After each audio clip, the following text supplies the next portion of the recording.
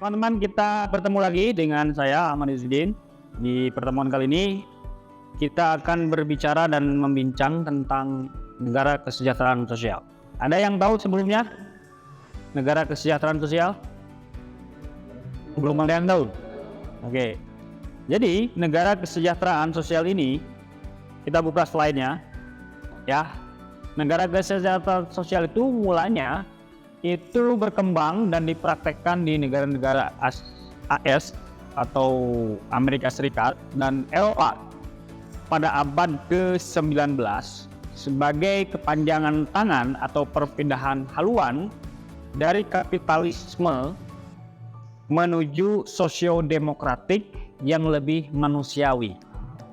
Oke, mungkin asing di telinga kita, apa itu kapitalisme? Kapitalisme merupakan sebuah sistem politik yang dalam akumulasi perebutan kekuasaan itu selalu dikapitalisasi oleh kelompok-kelompok elit tertentu. Ya, jadi contoh kasus misalnya di Indonesia, kelompok-kelompok kapitalis ini adalah kelompok-kelompok pengusaha yang ingin meraup sumber daya alam Indonesia untuk dirinya sendiri. Maksudnya, jadi untuk dirinya sendiri. Contoh kasus misalnya di hari ini perdebatan terkait dengan hilirisasi. Pernah dengar hilirisasi? Belum pernah. Nah, sekarang baru dengar ya. Oke, hilirisasi itu sistem produk ekonomi atau sistem produk kesejahteraan yang disatukan dari satu pintu terpusat begitu, tetapi pemegang saham atau pemilik kapitalnya, istilah pemegang saham tahu ya, jadi dia atau mereka adalah orang-orang yang bermodal atau memiliki duit. Nah, jika Anda ingin menghasilkan sesuatu yang lebih, maka berusahalah dengan tangan sendiri.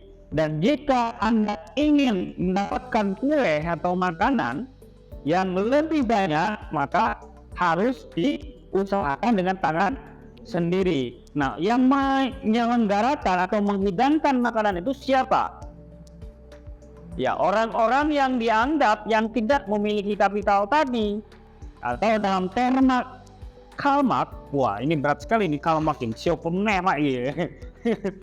Karl Marx itu adalah salah satu tokoh sosiolog, ekonom, juga filsuf dari Jerman yang mempopulerkan tentang Marxisme. Marxisme itu adalah kelompok ataupun ideologi gerakan politik untuk mempromotkan atau mempromosikan keadilan. Sehingga muncullah terma bourgeois and proletarianisme. Bourgeois itu adalah kelompok pemodal tadi, ya pengusaha. Kalau bourgeois adalah orang-orang yang dipekerjakan, atau dalam term hari ini yang kenal atau kerap kita sebut sebagai buruh atau laborers, atau apalagi migrant workers dalam konteks pekerja asing. Begitu ya kira-kira. Oke, sampai sini pusing kan? Saya tahu pusing. Oke, ada pertanyaan sedikit. Baik, izin bertanya Pak, bagaimana suatu negara bisa dikatakan negara kesejahteraan? Apa aja syaratnya? Apakah untuk pengakuan secara de facto atau? Ya, bagus pertanyaannya terkait dengan apa saja syarat-syarat dari negara agar dia bisa sejahtera, begitu ya? Dan apakah harus ada pengakuan dari negara-negara di luar sana? Oke, secara umum negara kesejahteraan itu adalah negara ataupun sistem kenegaraan yang ingin mensejahterakan rakyatnya. Clue poinnya di sana ya. Untuk apa? Untuk mewujudkan rasa keadilan. Itu ya, rasa keadilan. Nah, untuk mewujudkan rasa keadilan sebenarnya kalau dalam konteks Indonesia itu kan sudah termaktub di dalam sistem ideologi bangsa. Apa ideologi bangsa Indonesia? Pancasila ya. Pertanyaan saya, apakah dengan adanya ideologi Pancasila sudah mewujudkan bukan undang-undang, tapi ideologi bangsa Indonesia yang nomor 5 tadi? Udah. Mengapa? Muncul kan antitesisnya yang kemudian. Mengapa itu belum terjadi dalam konteks Indonesia? Sementara kita tahu bahwa bangsa Indonesia itu adalah negara besar, sumber daya alamnya melimpah ruah. Apalagi sumber daya manusianya paling banyak, nomor 4 di dunia. Tapi dalam konteks keadilan sosial bagi seluruh rakyat Indonesia tampaknya masih jauh panggang dari api, betul ya? Oke, kenapa itu bisa terjadi? Mari kita lihat dalam konteks kapitalisme, karena masih sistem politik, sistem ekonomi, dan sistem yang mengikat dalam demokrasi, dalam keterbukaan tadi, itu masih terkooptasi oleh kelompok-kelompok oligarki. Nah, umumnya itu oligarki, Pak. Ya, kelompok oligarki itu adalah kepanjangan tangan kelompok-kelompok kapitalisme yang ingin menguasai sistem kenegaraan untuk kepentingan dirinya sendiri dan kelompoknya. Itu kelompok oligarki. Begitu, Pak. Jadi, indikator dari negara kesejahteraan itu sebenarnya untuk mewujudkan keadilan sosial bagi seluruh rakyat Indonesia. Oke, ada pertanyaan sedikit. Izin bertanya Bapak. Ya. Di sini kan menerangkan tentang model kebijakan sosial. Ya. Saya pernah membaca tentang kebijakan publik. Apakah ada persamaan antara keduanya atau juga ada relasi dari kebijakan sosial dan kebijakan publik? Siap. Sekian, terima kasih. Oke, baik. Pertanyaan yang cukup bagus terkait dengan apakah kebijakan sosial itu ada korelasinya dengan kebijakan publik. That's right, itu sangat korelatif karena kebijakan sosial itu bagian dari kebijakan publik. Harus diingat ya, kebijakan sosial itu adalah bagian dari kebijakan publik. Cuman yang membedakan apa? Domain subject mattersnya. Apa itu domain subject matters? Kalau kebijakan publik itu semua yang berhubungan dengan kebijakan. Contohnya apa? Kebijakan transportasi, kebijakan pembangunan, kebijakan dana sosial, dana desa maksudnya. Dana desa, apalagi kebijakan pengembangan infrastruktur, kebijakan tentang ekonomi makro dan mikro, pengembangan UMKM. Nah, itu ranah domain kebijakan publik. Nah, yang dimaksud dengan ranah domain kebijakan sosial itu apa? Kalau Anda belajar yang disebut dengan PMKS, apa itu PMKS? Penyandang masalah kesejahteraan sosial. PMKS itu penyandang masalah kesejahteraan sosial. PMKS itu dalam undang-undang ada 26 item yang include dalam PMKS.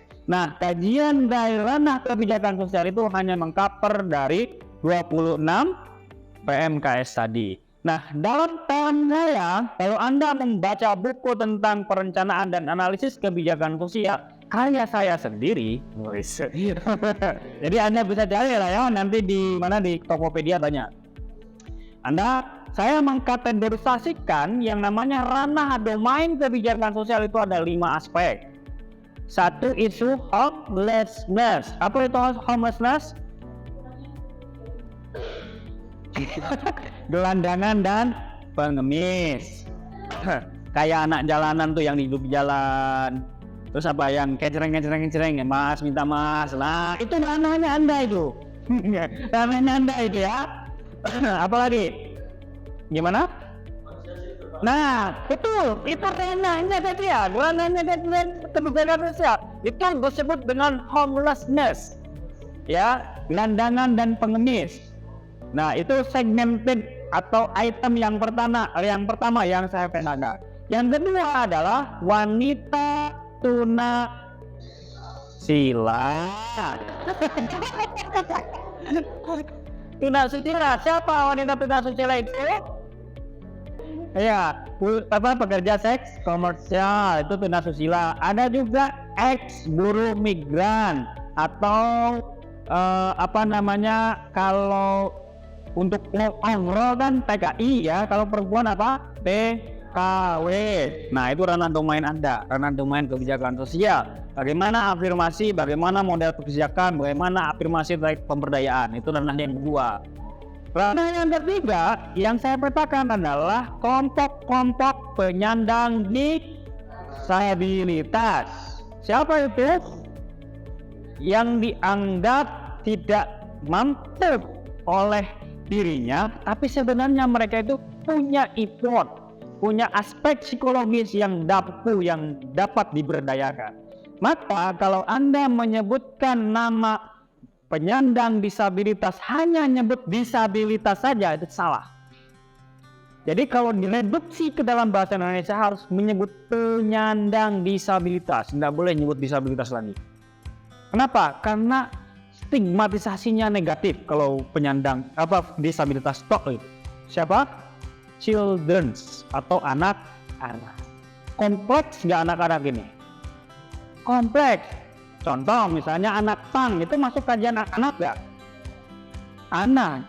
Apakah mereka itu berangkat menjadi seorang pang itu karena lingkungan atau karena dorongan?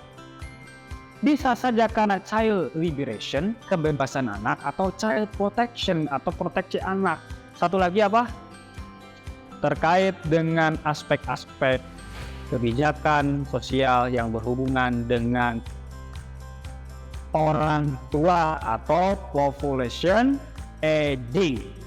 Nah, ranah domain itu, contoh Sindamda itu juga ranah kajian domain kebijakan sosial. Begitu ya. Nah, jawabannya seperti itu, Mas. Panjang ya? Oke, terima kasih. Begitu. Terima kasih teman-teman semuanya atas atensinya. Pertemuan kali ini kita cukupkan sekian dulu. Kita dapat disimpulkan bahwa kebijakan sosial itu adalah ranah domain dari negara kesejahteraan sosial dengan cakupan yang sudah saya jelaskan. Semoga di pertemuan kali ini kita bisa dilanjutkan ke materi selanjutnya karena masih banyak catatan-catatan ataupun diskusi yang bisa kita lanjutkan di pertemuan selanjutnya. Terima kasih dari saya. Begitu. Jikalau ada masih pertanyaan nanti kita lanjutkan minggu depan. Sekali lagi terima kasih ucapkan. Assalamualaikum warahmatullahi wabarakatuh.